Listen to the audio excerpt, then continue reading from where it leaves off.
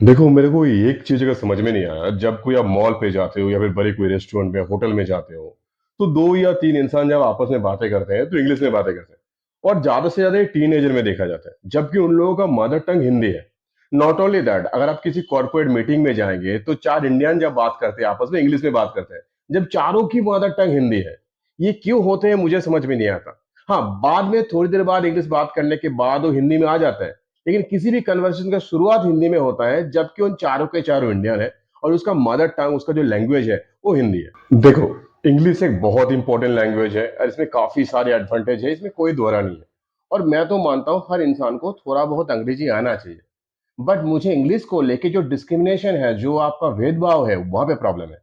यानी कि अगर आपको बहुत अच्छी अंग्रेजी आता है तो आपको एलिट क्लास माना जाता है, और अगर आपको अंग्रेजी ना आता है तो आपको लो क्लास माना जाता है। आज का डेट में इंडिया में या कि हमारे देश में ये तो एक ऑब्सेशन बन चुका है। और सबसे दुख की बात ये होता है, आज का डेट में भी आपको हिंदी चूज करने के लिए आईवीआर में आपको 2 दबाना पड़ता है। अब ये सिचुएशन के लिए जिम्मेदार कौन है? इसके लिए जिम्मेदार है हमारे एजुकेशन सिस्टम। और ये किसी एक गवर्नमेंट के ऊपर नहीं है, ये सदियों से चला आ रहा है। अब होता क्या है देखिए, ये अभी बहुत सारे जो हमारे प्राइवेट स्कूल है उस वहाँ पे जिस तरीके से अंग्रेजी सिखाया जाता है, गवर्नमेंट कुछ स्कूल में वैसे सिखाया नहीं जाता। अब इसीलिए पेरेंट्स अपने बच्चे को इंग्लिश मीडियम स्कूल में भेजते हैं, जो कि गरीब ये अफोर्ड नहीं कर पाते। अब तभी से ये अंग्रेजी एक अमीरों का लैंग्वेज बन चुका है। और तभी से चालू हुआ है डिस्क्रिमिनेशन, तभी से चालू हुआ ये भेदभाव। अब होता क्या है देखिए, ये जो सिचुएशन है ये सबको पता है, हमारे देश के नेता मंत्री सबको पता है। आपको पता है, मुझे पता है, तो हमारे देश का नेता मंत्री के पता है, सबको पता है। पर वो लोग चाहते हुए भी जानकर भी नहीं करेंगे, क्योंकि अगर ये कर देंगे तो क्या होगा, उनका दामाद का जो प्राइवेट स्कूल है वो चलेगा नहीं। और बहुत सारे नेता मंत्री का तो खुद के प्राइवेट इंग्लिश मीडियम स्कूल है, चाहे वो अपने नाम पे हो या ना हो, तो ये चीज कभी भी नहीं करेंगे। और सबसे शर्म की बात तो तब होता है जब ऐसे ही किसी प्राइवेट स्कूल से हिंदी बोलने के लिए फाइन लगता है। अब सोचो उस बच्चे के ऊपर क्या असर पड़ेगा हमारे देश के लैंग्वेज के ऊपर, कि हिंदी बोलने बोलूंगा तो मुझे फाइन देना पड़ेगा, जबकि इंग्लिश पूरे वर्ल्ड में सबसे ज्यादा बोले जाने वाला लैंग्वेज नहीं है। अब मैं आपको 2 रियल फैक्ट हमारे लाइफ में बताता हूं। जब आप किसी भी कस्टमर केयर में अंग्रेजी में बात करेंगे तो देखना आपको कॉल को ठीक तरीके से अटेंड किया जाता है, क्योंकि आपको फेस नहीं दिखता। और पीछे से उधर फोन के उस साइड से जो आपसे बात करता है, कहीं ना कहीं उनको ये लगता है कि वो अंग्रेजी में बात कर रहे हैं, तो फिर एलिट क्लास कस्टमर होंगे और चाहे मेरा कंप्लेन भी कर सकता है।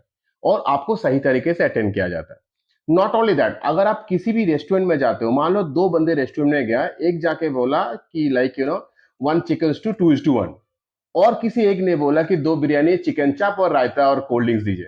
तो अब देख लेना, पहले वाला को ज्यादा सही तरीके से अटेंड किया जाता है क्योंकि उन्होंने अंग्रेजी मांगा, जबकि लिए दूसरा वाला जो है आपके लिए ज्यादा रेवेन्यू जनरेट कर रहे हैं।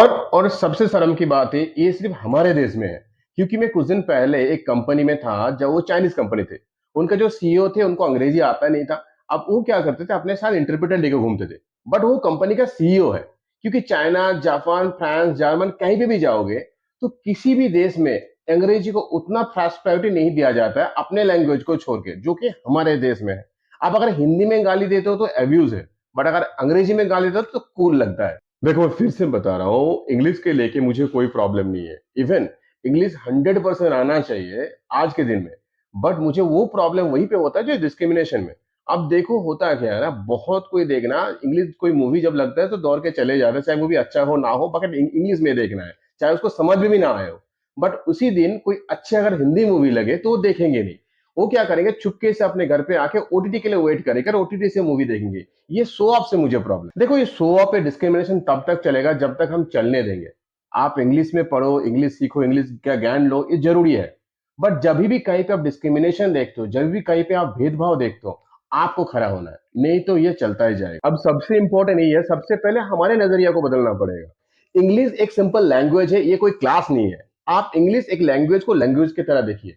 यानी कि अगर आपको इंग्लिश नहीं आता, इसका मतलब नहीं है कि आपको कुछ नहीं आता।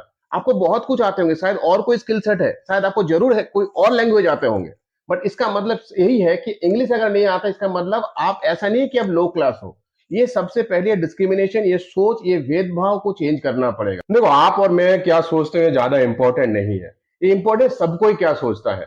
बट यस, आप और मेरा सोच सबसे पहले बदलना पड़ेगा। जब हमारे सोच बदल जाएंगे तो शायद हम सबका सोच बदल पाए। जब सबका सोच बदल जाएगा तो डिस्क्रिमिनेशन, भेदभाव ज्यादा दिन नहीं रहेगा। तो सबसे पहले ये मैसेज सबको पहुंचाना है कि एग्जैक्टली हम जो यहाँ पे डिस्कस किए, हम जो हमें बात की, में से सबसे पहले बताया होना चाहिए सबको, और तब जाके ये सोच बदलेगा।